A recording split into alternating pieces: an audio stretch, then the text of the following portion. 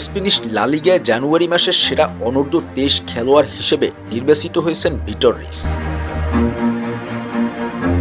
নামটা যতটা আলোচনায় আসার কথা ছিল, বাস্তবে তার চেয়েও বেশি কাজটা করেছেন মাঠে।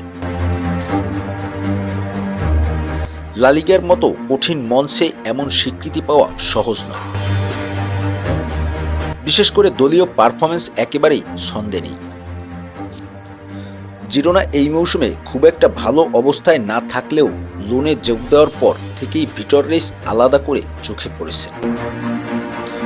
ডিফেন্সে দায়িত্বশীলতা, চাপের মধ্যে শান্ত থাকা আর প্রয়োজনের সময় সামনে উঠে আসার মানসিকতা, সব মিলিয়ে বয়সের তুলনায় অনেক পরিণত একটা পারফরম্যান্স দিচ্ছেন ব্রাজিলিয়ান এই তরুণ সেন্টার ব্যাক।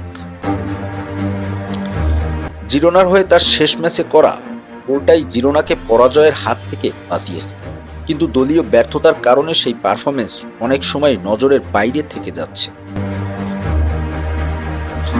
এই ধারাবাহিকতাই বোঝা যাচ্ছে কেন ম্যানচেস্টার সিটি আগামী মৌসুমে ভিটর রিসকে নিজেদের দলে রাখার পরিকল্পনা করেছে।